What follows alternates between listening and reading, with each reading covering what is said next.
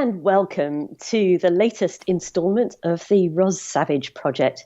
My name is Roz Savage, and I'm speaking today from my apartment in New Haven, Connecticut. And I'm Vic Phillipson in Kristiansand, Norway.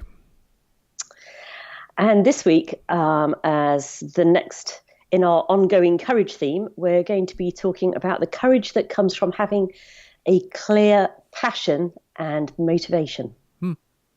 That was this week's topic in the class? It certainly was, yeah. Just before we go on to that, we are just having a slight technical glitch, folks. I don't know if you ever saw that Robin Williams sketch about the out-of-focus actor, where he was this actor who just kept going along for screen tests and just couldn't get a job because they kept saying to him, but you're out of focus. And he's complaining to his wife about this, and as he's walking around in their apartment, he is actually blurry and out of focus. So this week, Vic is our out of focus actor. He's sometimes focused, but he's veering around a bit. That's the problem. I finally gathered all of my technical gear that's been scattered between here and the studio out west of town, and I finally got everything here. Now I have my very expensive camera and my very expensive microphone, and the camera will not stay focused. It goes in and out and in and out. So yes, I will be the unfocused actor. But if you're listening to this on MP3 podcast, then you don't need to worry about that. It will not matter a bit. His voice is as mellifluous and mellow as usual. Yes, I'm as glib as normal.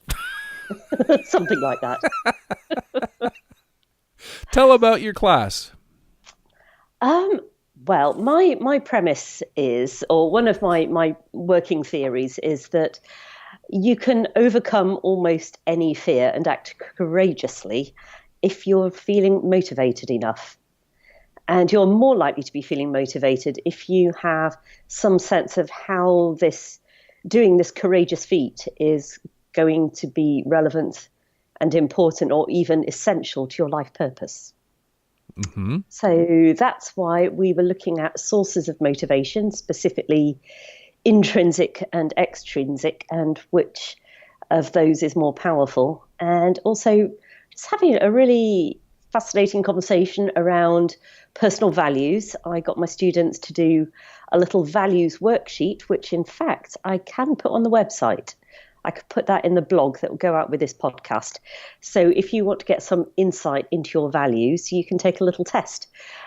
This guy called Shalom Schwartz came up with a list of 57 values after doing many, many, many questionnaires across many countries and cultures, and came up with what he thought were the 57 core values that people tend to deem important.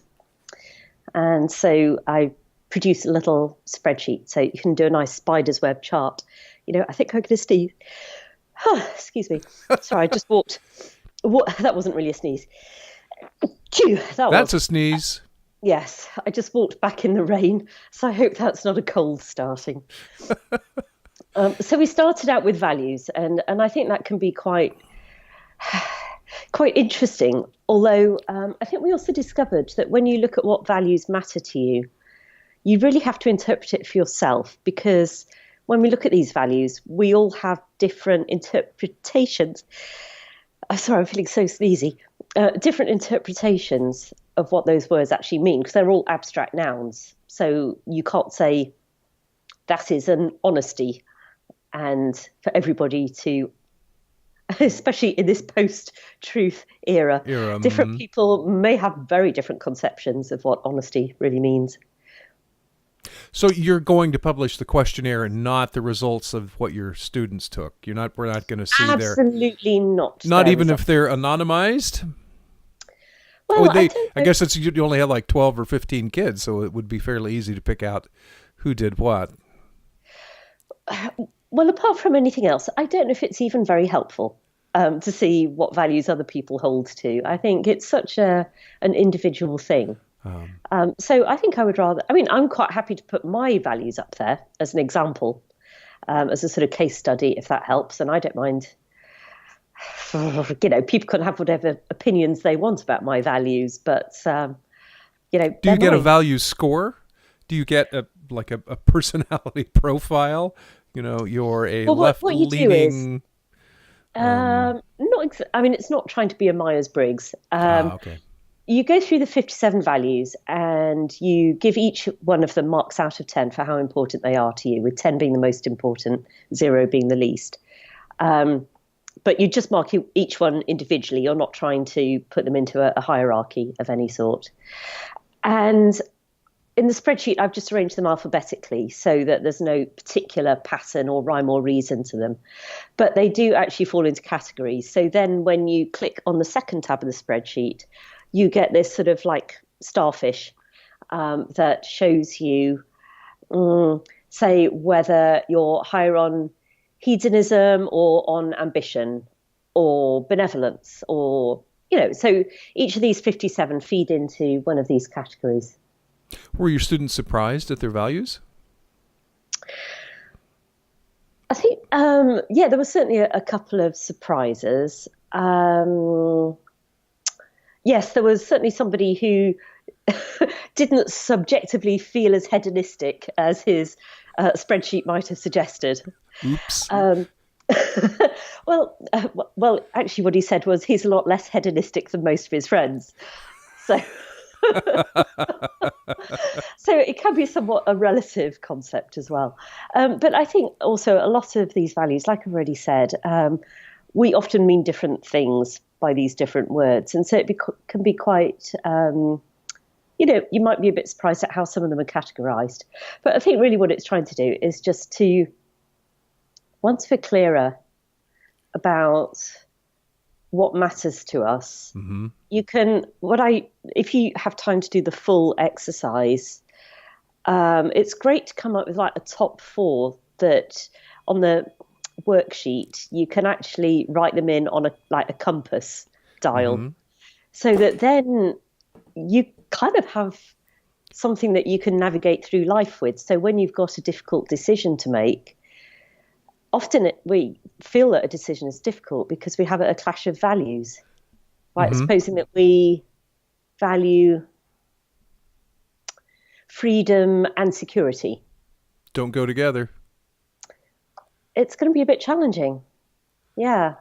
But a good example that someone came up with is that you may have had a freedom-loving youth and done lots of travel and lots of cool things, and when there was only you to look after. But then, Vic, you probably know more about this than I do. When you have kids, mm-hmm. some of that changes. Like, you need to provide a secure environment for them. Mm-hmm.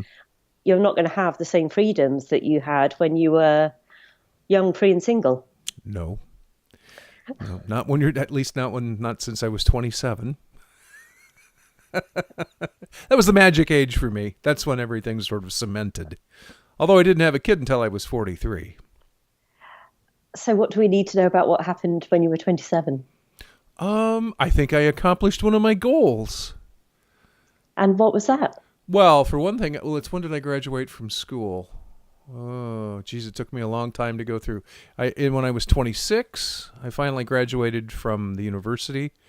I worked, and then I would go back and forth. Sometimes I would work full times, and I helped on the farm for a while. And then when I was 27, I decided I was going to go into teaching, and that I got cast in a show that I always wanted to do.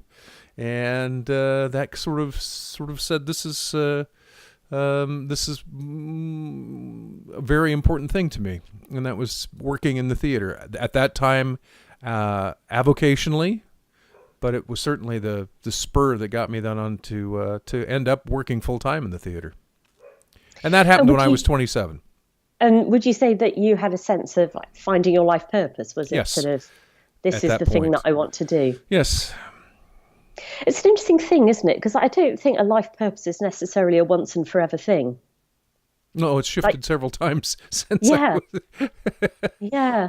But there are key years, I think, when you look back over what is becoming a relatively long lifespan for me, that there are certain years you can point to and say, this, there's a long gap between 18 and 27, but at 27, things started to really come into focus. And then after that, there's a period of of wild hedonism. And then certainly, yeah, when I don't think we need to go into the details. No, there's not a lot of detail to go into. You can imagine. And then when I waited so long to have children, when the first kids showed up, that was the end of the theater for me. You can't be out. I was in rehearsal or performance every night and every weekend from when I was, before 27, but certainly 27 to 43. All those years I was in rehearsal all the time. You can't do that when Yes, not. baby cries all night long. Would you say having that sense of purpose, I can imagine maybe there were some roles or things around that theatre work that really challenged you, that were pushing you outside of your comfort zone. Would that be true? Yeah. Can I tell you, this is embarrassing, but the show that I got cast in that I always wanted to do and that I could sing note for note, but with the other lead character when I was about 10 years old, I could sing Julie Andrews in The Sound of Music, note for note. I knew all those songs and could sing them note for note until my voice changed. So I always wanted to do Sound of Music, and I got cast in a really good production of it that ran all summer long. And that was, but I not as Julie Andrews, obviously not as Maria. You're not a soprano these days. No, I'm not a soprano.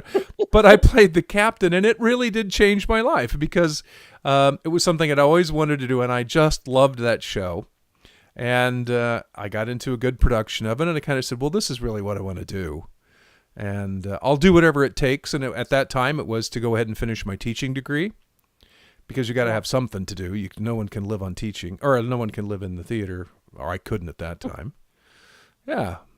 So I love that. I didn't know that about you, Vic. I also know all the words to The Sound of Music. I think my sister and I were aged probably 7 and 9 respectively when we first saw it.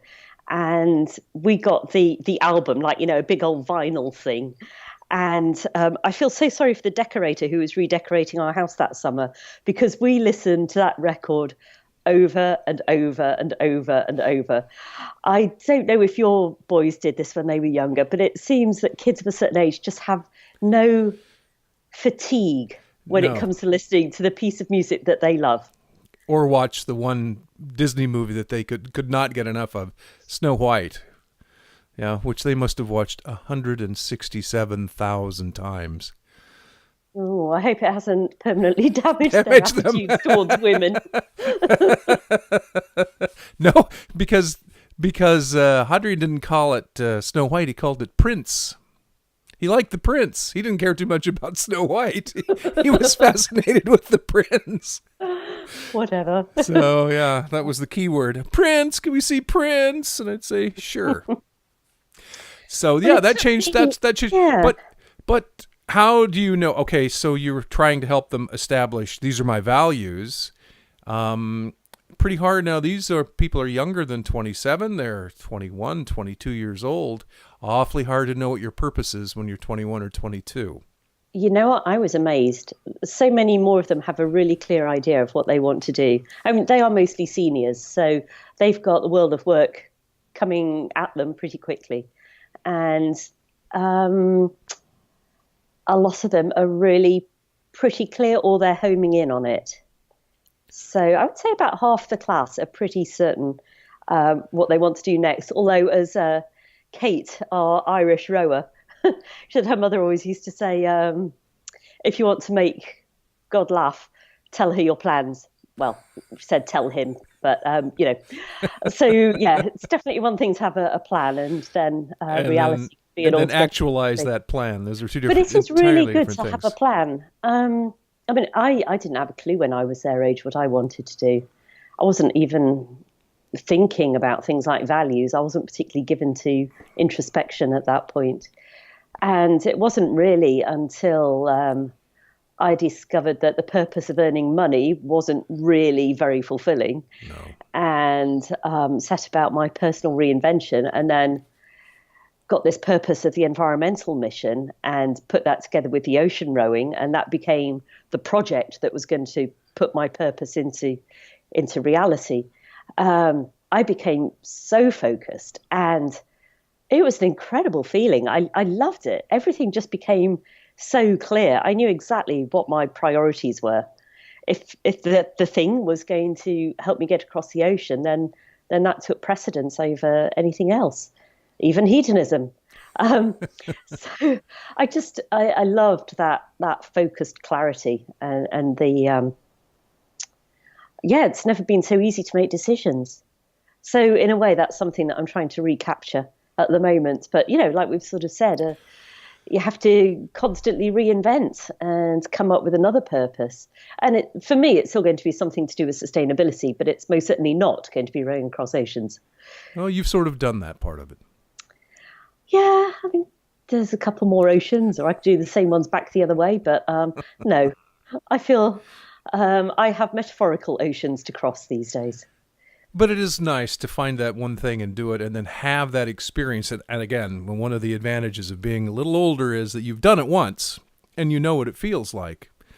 Yes. Yes. And somehow you're on the right track, and because everything lines up. You've made the right decisions because things line up, and that when you really feel like you're fighting uphill, or you're fighting yourself, or you're fighting the world, then maybe this is not lining up. It's funny, isn't it? Because that's clearly not scientifically explicable, why suddenly you would feel that so supported by life and people and events and serendipity. But there is something a little bit spooky that happens when you get really super clear about where you're going. Yeah, but once it happens to you, you know that it can happen. You're not waiting for that moment to show up. You've done it once. And that's something that maybe that you need to communicate to them that will happen, or it should happen. Or maybe it doesn't happen to a lot of people. I think a lot of people it never happens to, and they are unhappy people. Yeah, well, that's one of the other things. If you have a look at the slideshow, which I'll put up online, there's a whole list of benefits that go along with being purposeful and clear about where you're going. Things like, longer life and better health and more engagement in your work, sort of rather self-evidently, and better critical thinking, going back to last week's topic, that aiming for mastery in whatever it is that you're doing, and even resilience to trauma. So, when you've got a really strong reason to carry on living because you've got this purpose still to fulfill. And you think of, I didn't mention this in the class this morning, but the story about Aaron Ralston, who the book about him was called Between a Rock and a Hard Place. The film was called, I think, 127 Hours, where he is bouldering in Utah and a rock falls and pins his wrist against the side of the canyon. And he goes, oh, heck, how am I going to tell this story without completely spoiling the movie for anybody who hasn't seen it? Well, let me just say that his sense of purpose, he has a sort of a semi-hallucination. Of course, we know he survives because he wrote the book. Obviously, right. Mm-hmm. Yes. So I don't think that's a spoiler alert. We know he survives. And the thing that really helped him to keep going when he's dying of mostly dehydration, but potentially also blood poisoning from his hand, is a vision of his future that gives him a reason to keep going. So actually, one of the videos that my students watched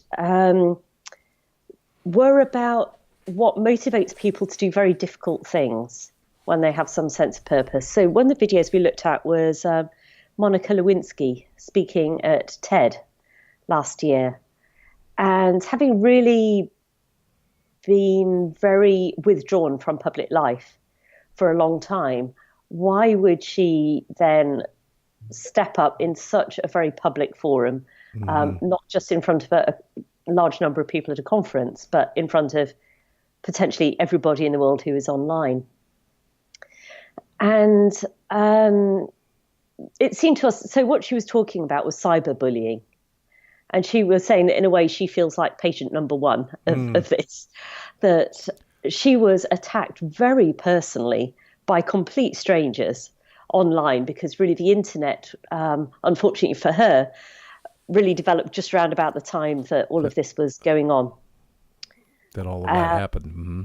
yeah. And it's very impressive talk. If you haven't seen it, I do highly recommend it. She's very dignified, and she really owns what happened. And she doesn't make excuses for it, or I Hmm. didn't think she did anyway. And in fact, there was another talk as well that I listened to more recently by the mother of one of the Columbine high school shooters. Oh, That was powerful viewing. It would have been easy for her as well just to withdraw from public life, but she was talking about mental health and how we really have to pay attention to it. But obviously, speaking very, very personally from that. And, you know, I think it takes real courage to. These are both controversial people. You can understand why a lot of people might not have much time for either of them. And I yes. get that. Because in both cases, they were deeply connected with either directly or by proxy a violation of certain values. Um, so I think for both of these women to stand up and speak about their very personal and very personally distressing stories um, in order to try and help other people who are the parent of someone who's got mental health issues or Hmm. has been publicly shamed in some way, I thought was immensely courageous. And I don't think they could have done it without a strong sense of purpose that gave them the motivation to overcome that fear of further abuse. It's amazing what people can turn from public humiliation and shame into their if as long as you own it, you can do that. You have to say this happened. Yes, that happened, and I didn't know Monica Lewinsky was out speaking again. I hadn't heard that. Yeah, and we had a bit of a discussion about, whether this was purely altruistic or whether there was some sort of personal need for redemption there. But Does that really personally, matter? well, speaking for myself, when I was doing the rowing, yes, it was half about the environmental mission, but it was also half about finding out for my own benefit, my own self confidence and self esteem, what I was capable of. So I think that when you're doing something big, challenging, and scary, it's tremendously useful to have um, as many motivating factors as you need to get you through the day, really. Yeah. So what did I mean? You tell them these things. What do they do? What do they ask you about your purpose? What were they interested in? You know what? They don't really tend to. I do at the end of each week's lesson tell them a salty old sea story, as I call it. This week's was actually not directly salty or from the sea. Um, but I was talking about the obituary exercise, which I've talked about quite a lot before. Um, but in case anybody listening to this now has not heard this before, a real pivot point in my life when I was trying to figure out my purpose was I did this exercise that was loosely adapted from Stephen R. Covey's 7 Habits of Highly Effective People. And he's got this idea that you should begin with the end in mind. And I suppose the endiest end that we can think of is the end of our lives. And so in this exercise, I wrote 2 versions of my own obituary, the one that I wanted and the one that I was heading for if I carried on as I was. And it was an incredibly powerful exercise for me. So at the time I did this exercise, I was still working as a management consultant. I think superficially, living in my yuppie bubble in London, I still somehow thought that money and happiness were connected in some way. But when I wrote this fantasy obituary and thought about the life stories that I found really inspiring and imagined how it would feel to be one of those people that I admired, it was so much more about inner confidence and courage and getting out there and really living life, and even, living many lifetimes in one, having multiple purposes over the course of a lifetime, and just this real vividness to it. And there was absolutely nothing in there about having a big house or a 3-car garage or any particular brand of car. And it actually caused me some quite deep existential angst at the time to realize that what I thought was the purpose of my life was really not what I wanted at all.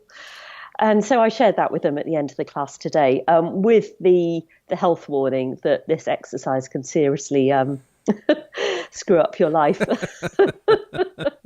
But, well, no, I say that rather glibly. It didn't screw up my life at all. In the short term, I would say it did, because... you made a lot of changes really quickly. Yes. A lot of things had to get cleared out to make space for the new ideas to come in. I needed to get rid of a lot of things to be free enough to pursue a new direction. But actually, one of my other slides that I was quite proud of, that I created this week, I think when I started acting in accordance with that fantasy obituary. Oh, and by the way, the other really valuable thing about doing that exercise, as well as showing you where you're maybe not on track for the kind of life that you want, it also reminds you that you're not immortal. Because I was probably in my early 30s when I did that exercise, very early 30s. And I think, like, throughout your 20s, and, often well into your 30s, you do feel like you've got forever. And it's only when you kind of think, wow, there is actually a clock ticking somewhere. We have about 30,000 days on Earth if we live to be 82 years old in a few weeks, which is sort of a big number, but also sort of not a big number. Not a big number. Yeah. So it does make you start living each day more on purpose. So anyway, where I was going with that was that once you start behaving in new ways, I don't know what the psychological term for this is, but it's almost like you have a little observer that's watching what you're doing. So it's not so much noticing what you're thinking or the reasons why you do something. It's just seeing what you're doing, and it's feeding that back into your self-concept. So I can imagine that this little observer in my head was completely freaking out around about that time when I was getting rid of all of my responsibilities to give myself the freedom. It was probably going, oh my God, what are you doing? We have a problem. We have a problem. She's completely lost the plot. But then it probably went, oh, okay, well, it seems we've decided we're going to be courageous. So, well, let's just see how this pans out, although I'm not liking it so far. But as time went on, and, that phenomenon that you mentioned, that when you're in alignment with your purpose, everything just starts clicking into place, and you really feel a very strong sense that you're being encouraged down that path. Then that starts showing up. And then I think the little observer started to calm down a bit and go, okay, stop hyperventilating. I think we might be all right. We may yet survive this. And eventually that really becomes, it sort of loops back into your identity, your very sense of who you are. Mm-hmm. So it starts to feel much more natural to be behaving in that way. So I sort of create a little bit of a chart that is too complicated to explain verbally. But and this is in the slideshow? It is in the slideshow. And there was just in connection with that, because of course with my students being mostly seniors, I wanted to relate this to the world of work. And there's a professor at the Yale School of Management called Amy, and her last name starts with Wrzen. Well, it's one of those names. Yes. So you'll just have to check out the slideshow for that. But she differentiates between job, career, and calling, which I think is quite a helpful distinction. I know that when I had my job, it felt like a job. Mm-hmm. I was watching the clock for most of the day. I was one of that 85% of the world's population that, according to Gallup, was either not engaged or actively disengaged from my work. And that sucks. If anyone listening has ever done a job like that, you know what I'm saying. The days take forever. I think everybody's probably done a job like that at one time or another. I should think so, yes. I hope that not too many of us are still doing that now. And you know what? Almost all jobs have days like that. No matter even if you're in the middle of your calling, there are still days that you look at your clock and go, when is this going to get over? Yeah, we all have the days when we have to do the accounts. Yeah, and that's what gets me looking at the clock or at the stack of receipts. So there were three: job, career, and calling. Yeah, so career is it's where you're more ambitious, where you have a sense of progression, and hopefully not just like up the ladder or up the salary scale or the job title hierarchy or the size of office hierarchy, but hopefully also in a sense of really mastering your craft in some way. Mm-hmm. So that can be a career. But the way that she describes calling, and Elizabeth Gilbert, the writer, has also talked about this. She describes your calling as the thing you can't not do. Mm. Like the thing that just lights you up, sets you on fire, or maybe I should say alight rather than on fire. Mm-hmm. And, that could be anything. It's different things for different people. I've got a lovely friend, very bright woman, has started quite a number of companies, but for her right now, raising her children is the thing that she can't not do. She would drop everything. Speaking of children. Oh, I see someone walking there in the background. Well, when you consider that, I think my calling has always been teaching. And I've always, when I thought of myself in the theater, much more as a teacher than as an artistic director. Now I teach guides, but I'm still teaching, and all these things that I've done, I think were all geared toward teaching. And every time I got away from teaching or communicating, then I was unhappy, and then it became a job, and I couldn't see a career in it. So I haven't really ever had a career. I've had a lot of jobs, but I've always had a calling. I always sort of knew where I fit into the scheme of things and what I was good at, and that was teaching and communicating. Yeah, so now by saying communicating, you sort of opened up this question. What were the values or the attributes of teaching that you just really loved? What made it important to you? Curiosity. That's why I always ask about, I'm more interested in the kids than I am in the subject. Just as I'm more interested in my students in this guide course I'm teaching than I am in the subject that I'm teaching. I find the subject interesting, but that's not why I do it. I'm more interested in the kids and what they turn out, their product, their take on things, their understanding of things, their abilities. I always find that really fascinating. So it's not so much communication, it's enabling in a way. I'm a very good enabler in all good and bad senses of the word. Is there ever a bad sense of enabling? I will enable your good habits and your bad. But no, I always find a way. If there was a kid that really wanted to do something, I'd help them find a way to do it. Just as there are with these, even now, I've got, and I say kids, they're, some of them, my kids are over 40 now, but helping them find what they're good at. I find that fascinating, and I always have. So that's so beautiful. I think that's why we love films like Dead Poets Society or the Browning version, where you've got, particularly the Dead Poets Society. Oh, we're back to Robin Williams again. Where he really seemed to hold the development is such a bland word, but the like the higher purpose, the fulfillment of his students, like really finding their niche. He seemed to hold that as his highest priority and like really the gift in his work.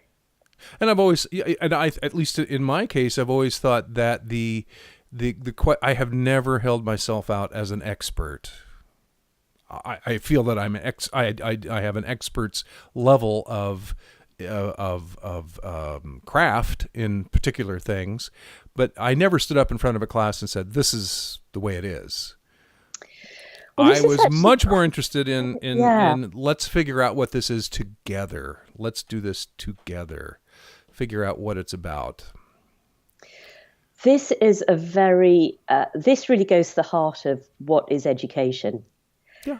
And it does seem at the moment, and I'm not saying at Yale or in this situation, but I'm thinking about, typical high school education, that all too often it seems that education is about sort of installing facts to enable kids to pass an exam. That's kind of what's happened to us, I'm afraid. Yeah, rather than it, because like I only know this from Ken Robinson, I think, but the original meaning of educare, the Latin, is to sort of draw out. Mm-hmm. It's not to put in. It's to to help the students to sort of learn how to think, how to be curious, how to approach a question. It is much more about exploring rather than installing. And I think to pull it back to the idea of courage, you give them, as an example of yourself, at least the courage to say, I don't know, let's figure this out. And if you are just a fact deliverer and giver, that's not a very courageous place to be. It's much more courageous to say, I don't have a clue, but I think we could figure this out. And I don't want to sing the praises of Norway too much, but one of the things I like about the educational system here is they give kids a real chance to figure out what they're good at. I mean, a lot of the Norwegian educational system is set up to get a job.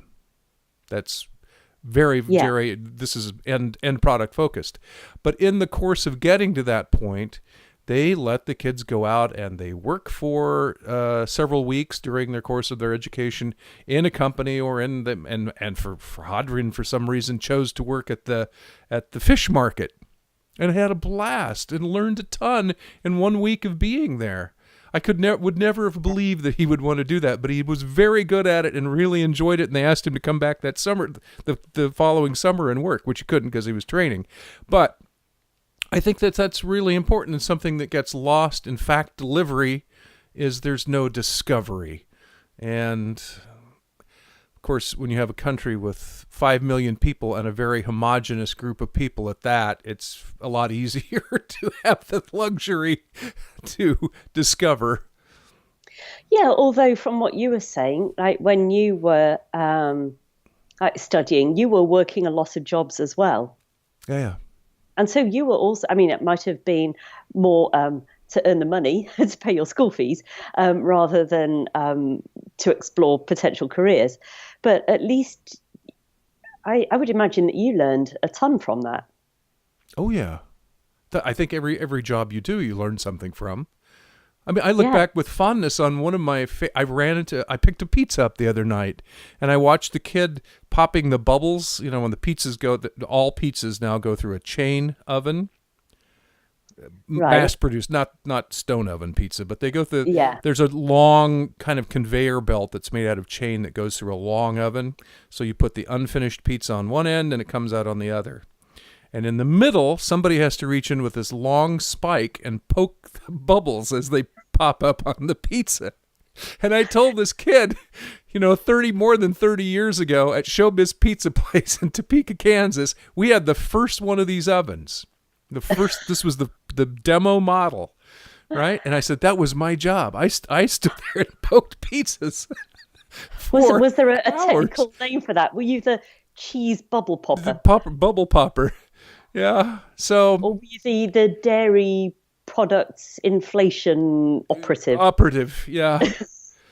That was a pretty good job because they cross-trained. Everybody could do everything. It was actually a very brilliant management style.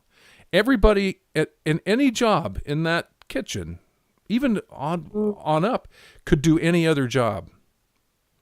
So it's interesting, isn't it, that what Hadrian learned in the fish market, or what you learned in the pizza restaurant, was it's so much more than just what it is, because you see different management structures, you learn to get along with different kinds of people. There's so much more to that. So maybe there's actually a different kind of courage there, which is just going out and just doing a lot of different things. Yeah. And I feel like, Yeah, I wonder as about we get older and more specialized, maybe we just don't try enough different things. Yeah, I and wonder. It's always educational. Yeah, when I think about kids who are 21 and 22 who are coming right out of a high-powered college or going to right into the world of work, my goodness, I would feel super trapped. But I guess they don't. Maybe they feel really focused, and that's what they want to do. It seems kind of sad they don't get to do a lot of different things. Maybe they don't want to do a lot of different things. Yeah, one of my what would I call him? Like compadres in adventure, Dave Cornthwaite, has got this slogan: "Say yes more." I mean, it can get you into a lot of trouble, but so there's a time and a place to say yes. But I see what he's getting at. That too often we might get invited to go and do something, and it's a bit outside our comfort zone, and we sort of go, "Oh." We sort of find an excuse and back out of it. But if we actually do find the courage to say yes, we're often so glad afterwards that we just went and did it. And we always learn something, even if we learn that, yes, I knew I wasn't going to like bungee jumping. Yes. Maybe particularly from the things we shouldn't have done. But I think we maybe preempt too many of those decisions. Like we say no before we've even tried it. Oh, and absolutely. Obviously there is a balance to be struck here. Some things, if your instincts are telling you don't do it, there's a very, very, very good reason for that. If you wish to stay alive and intact. Yes. So at the end of the class, we all had to set ourselves little courage challenges for this week. Oh my. Yeah, so it will be. So we all had to set our own because, only we can judge from the inside what it is that scares us. And I was pleased to find out one of my students had actually, since the start of the semester, already been doing courage challenges, just for her own benefit. So she's way ahead of the game. What do you think they'll come up with? Well, I don't particularly want to share theirs. No, but I'm happy to share mine. Okay. Mine's not going to sound all that courageous, but well, it would have been easy for me to say. So I'm flying back to England tonight, and with apologies for very environmentally conscious people who don't approve of flying. But I'd already been booked before I came to Yale to give a lecture at Cambridge University on Friday night. And in fact, writing that lecture has been, I can't say that that's courageous. I know for some people giving a lecture at a highbrow institution like a Cambridge college would be courageous, but I've done so much public speaking now, and also because I'm going to have a script, I don't feel that's courageous in my case. So what I've chosen is a sort of personal development exercise, which is to ask 6 people to give me 3 words that describe me, which I know sounds a bit sort of like solipsistic, but I've asked them to include at least one word that is in the room for improvement category. Oh my. That is courageous. Well, it's small courage, but for me, because I know that I don't, I could get quite defensive if criticised. Yes. It will take especially courage for me to accept their feedback graciously and to thank them no matter what they say. So I've had a couple of responses already. I'm wondering if I was as courageous as I could have been, because what would have been interesting would have been to have chosen more people that I know don't like me. Oy. I somewhat went out to friends because I thought they were more likely to respond to me. But what would have been very interesting would have been to have can't particularly think of anybody that I'm in touch with, but to honestly say to somebody that I've had a real problem with in the past, or that's had a problem with me, to say, like, honestly, and not nastily, this isn't me saying, opening myself up to personal abuse here, but just give me 3 words that you would use in relation to me, because I think it can be incredibly interesting to see ourselves as others see us, especially people that don't like us. Yeah. But I wasn't quite that courageous this time. Well, Maybe next week yeah. I'll do. I think that's very courageous. I would not want to do that. Well, I even struggle when they say nice things about me, because I just don't like compliments. Oh, so. Gee.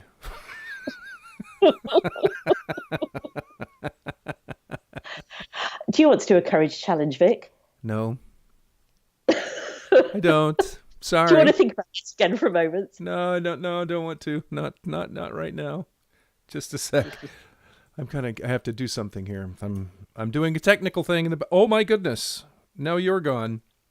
I'm back. Now you're back. I'm sorry.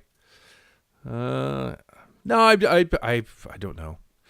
Getting up out of bed in the morning for me sometimes is a courageous act. Actually, I don't even want. I remember a long time ago having a conversation with a friend of mine who'd had more than her fair share of grief in her life.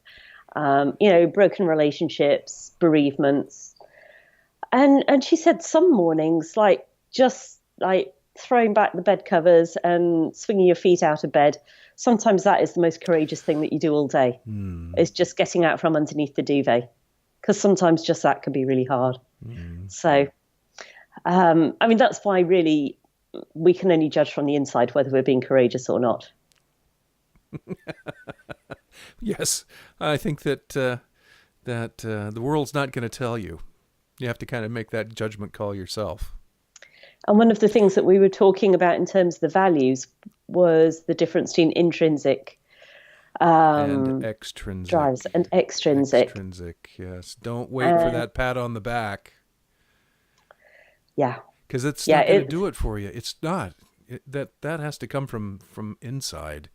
It's nice to be recognized. It's nice to have people say that was well done. But if that's the only reason that you do it, or the only thing that will make you feel that it was worthwhile, then you're going to struggle, because most people are too preoccupied with their stuff to notice what you're doing and to give you that appreciation. Definitely treat it as a bonus. We all love to be appreciated, but it's much better when you can just look yourself in the mirror and say, yep, you did a good job. Well done. I know how scared you were and you did it anyway. Nice work. Yes. Hey, you know what? We're closing in on our magic hour or so. And I have a plane to catch. You have a plane to catch. Do you want me to tell you one crazy thing today? Oh, yes, of course. Do we have time for one crazy thing? We do. Actually, this is not terribly crazy. I'm sorry. You popped up on your own thing there. I'll move you back now. Okay. Do you know about the fourth turning? I don't even know about the first 3. You don't know the fourth turning theory? No. All right. So there is a theory, and then there's a conspiracy of sorts that happens around the theory. 2 guys wrote a book in the early 90s, William Strauss and Neil Howe, that detailed a generational view of history. And that first book was called Generations, and that was in 91. And then, which was a generational look at cycles of history. And they developed into another book that he wrote in 97, which Al Gore was so impressed with, he gave a copy of every member of Congress got a copy of their 97 book, which is called The Fourth Turning. Now there's another, and the idea of the fourth turning is that every 80 years there is a massive change in society, and it's presaged or it's preceded by 4 turnings. There is for example, the recent turning was or fourth turning was World War II. And then after the fourth turning, there is a period of high, which would be the 50s, where everything is settled down and then everybody's kind of in a high thing. And then there is a period of awakening when you realize, yes, we've come through the big crisis, and now we have to reconsider our options where we're at right now, and that would be the 60s and 70s. And then there is a period of unraveling, when a lot of people think that the economic meltdown of the late 80s and then on into the 90s was, or in 87, the big meltdown there, was the beginning of the great unraveling. And the tax revolts of the 80s then was part of that unraveling. And now we are at the point of the fourth turning, and the fourth turning is the great crisis, which is either happened. The problem with this whole theory is it's easy to look back, and they did it for, I think, 400 years of American history, from 1580, 1620. And then it's easy to look back and identify those periods. It's very hard when you're in that period to look back and say, oh, this is obviously the fourth turning. Yes. I mean, what's that historical event? Is it 9/11? Is it 2008 and the economic meltdown? It's a wonderful theory, but when no one in history can look at that and say, okay, we're in the crisis phase, because you can't identify that without 80 years of perspective. Yes. Now, that's the theory. That's the fourth turning theory, roughly speaking. And they went on, and it's actually kind of Freudian, because they identify characters who exist in each of those phases. One is a hero, one is an artist. Artists tend to emerge during periods of crisis. And it sort of has this sort of weird Freudian component. Anyway, guess who really believes in the fourth turning? I mean, who would we think in American history right at this moment might be a big fourth turning fan? And it's not the Donald. It's not the Donald. Not. Okay, that's who is his Svengali? Who is the person that Bannon. Steve Bannon. Steve Bannon is a very big fourth turning fan. Yeah, and the concern is that in part what he's doing is predicated on the notion that we're at the point of the crisis, and that he wants to kick the jams out.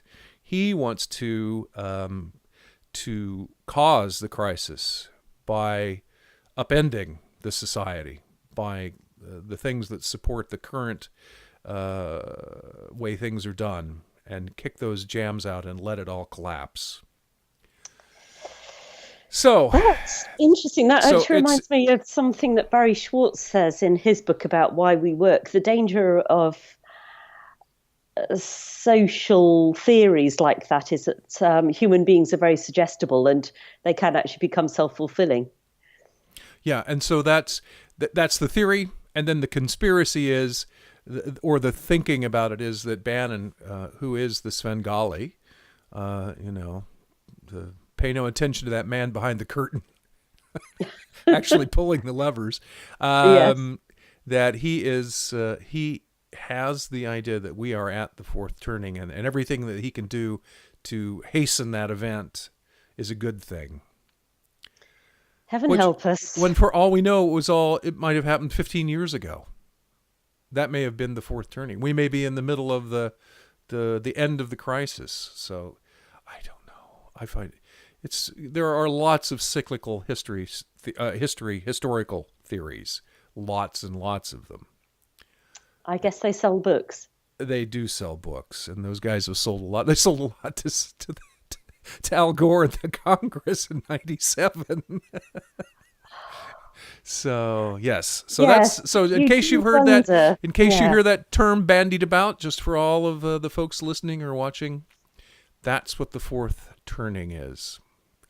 And that's why people are bringing it up, and that's what they're talking about. Is Steve Bannon is a big fourth turning. Yeah. Good to know. There are a lot of dog whistles around this you know what the term dog whistle means, yeah? No. Dog whistle is a way of, it's secret coded language that only the folks on the inside get. Like a dog can only hear a dog whistle. Right.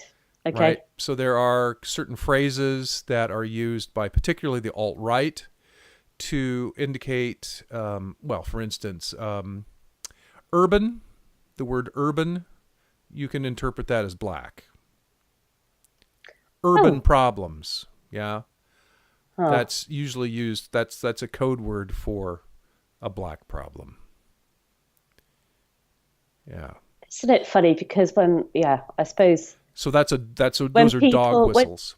When certain words become politically incorrect or just socially unacceptable, I suppose people will come up with their alternatives. Mm-hmm. And you know that every part of the fun of being on the inside is knowing the jargon. It's what teenagers do. Secret language, jargon. That's really cool and groovy. Every generation comes up with their terms and their phrases and their memes that exclude, and they're meant to be exclusionary. They're meant to exclude the others on the outside, so that you can belong to the club, because everybody wants to belong to a club. Yeah. Just going back to the fourth turning, I read a theory, probably a conspiracy theory, that Ronald Reagan also believed it was some sort of a biblical end time. So we may as well all run out and grab as much as we can, because the world's about to end anyway. So what's to be lost by burning up all the fossil fuels? Oh yeah, where's the red heifer? Do you know the red heifer story? There is a sect of Judaism that believes that when the red heifer is born, a perfect red heifer is born, that will signal the arrival of the Messiah and the beginning of the end times. I probably am getting this wrong. Heard of that. Oh yeah, so there's a farm in Arkansas that belongs to this group of people where they are raising red Angus cattle. Red Angus are not black Angus, they're red. and so they've been raising red Angus cattle for years now, trying to arrive at the perfect red heifer. Isn't that sort of cheating? Seems to be. Anyway, yeah. It seems, I don't know, it'd be like, trying to create an artificial Halley's Comet to be an omen or a harbinger of something. It seems a little bit, if something's predestined anyway, surely we don't have to take it into our own hands. Not really up to us then, is it? Yes. Oh, well, I tend to have a little more empirical view. I think a lot of it's in our hands. You do wonder what, if a whole planet full of Mr. Spocks, very analytical, unemotional beings were observing humans, they would be fascinated by us. Or as the Yorkshire people say, "Nowt's a queer as folk." All right, Roz. Speaking of folks in Yorkshire, you better go. Well, you're not going to be anywhere near Yorkshire, but not that close, but closer than I am. Back on the same island, anyway. Have a good trip, a good flight back. I shall leave behind Trump land and go to Brexitdom. Oh, good. See what's happening. Interesting times we live in, Vic. Interesting times. Yes, they are. I shall. So, thank you, lovely listeners, for listening in on our occasionally erudite conversation today. And do check out the blog with the slideshow and all of that good stuff.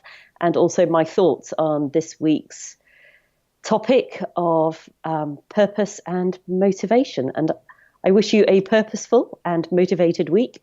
And we'll see you next week. Take care. Bye-bye.